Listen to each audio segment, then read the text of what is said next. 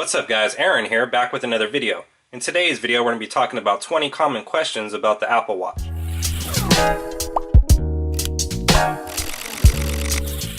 So without further delay, let's go ahead and get started. So number one, how long does it take to charge? The Apple Watch charges from 50% to 100% in around an hour, so it'll take about 2 hours to go from a completely dead watch to 100% charge. Next, number two is which bands go with which watch. Now the answer to that is extremely simple. All the bands that have the same size as the watch face are going to fit. So if you have a 42mm watch, a 42mm band is going to fit no matter what kind it is. If you have a 38mm watch, all 38mm bands are going to fit. Now some come with different colored pins. For instance, if you have a space gray model like I have here, and you get the Milanese loop, the Milanese loop comes with the stainless steel pin. So once again, all bands are compatible with the size casing that you have. Next, number three is, does Force Touch still work with a tempered glass screen protector? Now that's an extremely good question, and let's go ahead and check it out. So as you guys can see, Force Touch does still work with a tempered glass screen protector. Now I will have this particular tempered glass screen protector linked down below, and I also have a video covering it, and we'll have that video linked down below as well. Next, number four is the Apple Watch Edition worth the price? And I personally don't think it is. I think it's a terrible investment for several reasons. One is that the software is going to be obsolete within a couple years. Apple is said to be releasing a new Apple Watch every single year. Now that might be a different story for the Apple Watch Edition, which would make sense. They might possibly release a new Apple Watch and a new Apple Watch Sport every year or annually. However, I don't think they're going to be releasing an Apple Watch Edition annually. So to answer the question, is the Apple Watch Edition worth the price? Definitely not. The 18 karat gold casing is rather nice. However, in my opinion, it's still a poor investment. Next, number five is which model Apple Watch is my favorite with which band? And I'd have to say that my favorite model right now is going to be the 42mm Apple Watch with either the leather band that comes with it or with the Milanese loop. Next, number six, which is an extremely basic and common question that I get asked a lot, is what does the Apple Watch do?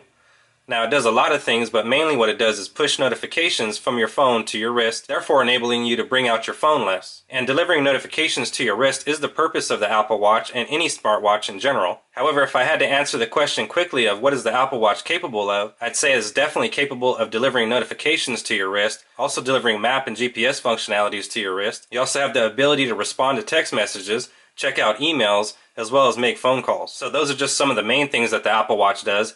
However, I do have a video and a full review covering everything that the Apple Watch does, and we'll have that video linked down below. Next, number seven, which is another common question that I'm asked, is does it only work with the iPhone? And the answer is yes. And you also have to be running iOS 8.2 or later. Next, number eight is it better than the Samsung Gear S? Now I made a video covering this specific topic. I will have it linked down below. However, if I had to choose one out of the two, I would purchase the Apple Watch over the Samsung Gear S. I'm heavily tied into the iOS ecosystem. Now if I had to choose one based on which one can offer me more functionality, I'd have to say that I'd have to go with the Gear S, as it does offer its own phone number as well as its own SIM card. It also has an extremely nice full QWERTY keyboard along with a 2-inch curved display. However, once again, to answer the question, I would have to pick the Apple Watch. Next, number nine is what are my favorite apps? Now I'm currently running several applications on my Apple Watch. Now if you guys have any specific applications that you're running on your Apple Watch that I should be aware of, let me know them down in the comment section. Now we'll be making a video covering the top 10 or maybe even the top 20 Apple Watch apps, so keep an eye out for that on the channel. Now just to quickly answer that, some of my favorite applications that I'm using right now is TripAdvisor, Instagram, and Twitter. Again, I will be making a video covering 10 to 20 Apple Watch applications, so make sure you're subscribed. Next, number 10 is, does the Apple Watch really not work with tattoos? And the answer to that is yes, it is a real issue. People who have tattoos on their wrist area where the heart rate monitor and the Apple Watch actually sits on are definitely having issues with their heart rate sensor. Next up, number 11 is, how water resistant is it? Now I've personally been caught in the rain a few times with it already and it's been fine. And I've also taken one shower with it, which I was extremely skeptical to do. However, I did take one shower, about 10 to 15 minute shower, and it was completely fine. There's also a couple of videos on YouTube with people actually dunking it in a bucket and actually swimming in a swimming pool with it for at least 10 to 15 minutes as well. So with that being said, the Apple Watch isn't waterproof. It is still IPX7, which is water resistant. However, it is extremely water resistant. Next, number 12 is, would I like to see a digital crown on the next iPhone? And the answer is yes, yes, yes. I would love to see a digital crown on the next iPhone. Now in my opinion, Apple, you could even take away the volume up and down buttons and just replace it with the digital crown. Now if not, you could just add the digital crown as another option for scrolling. And I could see Apple adding a lot of things to the iPhone 6s, such as a digital crown and possibly Force Touch. Next, number 13, what's my favorite features of the Apple Watch?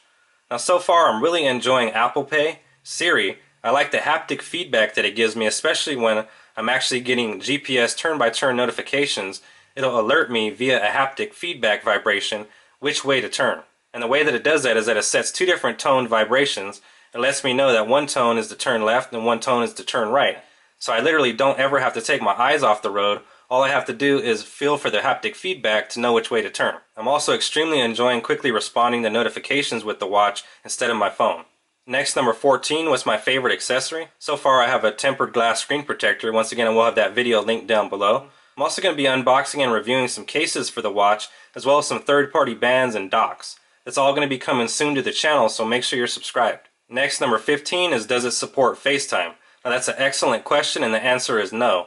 But that's definitely a feature that I'd like to see on the next version of the Apple Watch. Which brings me to question number 16, and that is, what would I like to see on the next version of the Apple Watch? Now this is something that's highly controversial with a lot of people, but I'd like to see a camera on the next version of the Apple Watch, and I'd also like to see longer battery life. Next, number 17 is, does it really have a diagnostic port that's capable of supplying a charge? And the answer to that is yes, it does have a diagnostic port that's capable of supplying a charge to a third-party object, as well as a third-party device being able to charge the watch itself. Now, this was recently discovered by the company Reserve Strap, which is in the process of making a strap that includes a battery, so you can wear your watch and it will be recharging it at the same time. They completely scrapped their old design, and now they have a new design of a new strap that's going to take advantage of this new diagnostic port. And I think it goes for around $250. I will be bringing coverage of that particular third-party band to the channel as well. Next, number 18 is, do you get better battery life on your phone?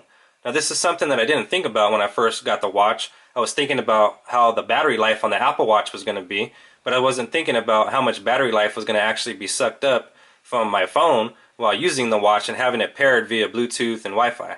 And surprisingly enough, something else that I didn't think about was that I'd be checking my phone less, which means I'll be turning my screen on and off less, which means I'll be using the battery less on my phone. So it actually has been improving the battery life on my phone. So that's something that I didn't expect, however it is a great perk. Next, number 19 is, how's the battery life on the Apple Watch itself? Now the Apple Watch is said to get 18 hours of battery life, and I'd have to agree with that. Now my day usually consists of about a 16-hour day and about 8 hours of sleep, and I'd have to say that I've never had to recharge it throughout my day. However, I do got to charge it nightly. Now I'd like to see the battery life last 2 days, maybe 3, in case I forget to charge it for one night. However, I am satisfied with the battery life as it is. Next, number 20, is it worth losing my jailbreak? And that is an extremely good question, and it is a personal decision. If you're someone who loves their jailbreak and loves their jailbreak tweaks, then I'd say no. Now if you're someone who possibly doesn't use that many jailbreak tweaks, then I'd say yes, it's worth it, because having a smartwatch is definitely useful. Now, I've got a ton of coverage of the Apple Watch here on the channel, and I will have a playlist linked down below. And I'm going to make a part 2 to this video, so if you have any questions for me that you would like for me to answer in the part 2, leave them down in the comment section below. I hope at least one of these questions that I answered helped you out with something that you were curious about, and also please share this video with a friend. Anyways guys, that's going to do it for me in this video. If you have not yet subscribed to the channel, now's a great time to hit that subscribe button, and you will be notified in your inbox every time I upload a new video. Don't forget to drop a like down below and leave a comment down in the comment section. I'd like to take this opportunity to thank you guys for watching. As I mentioned earlier, my name is Aaron, and I'll see you guys on the next one.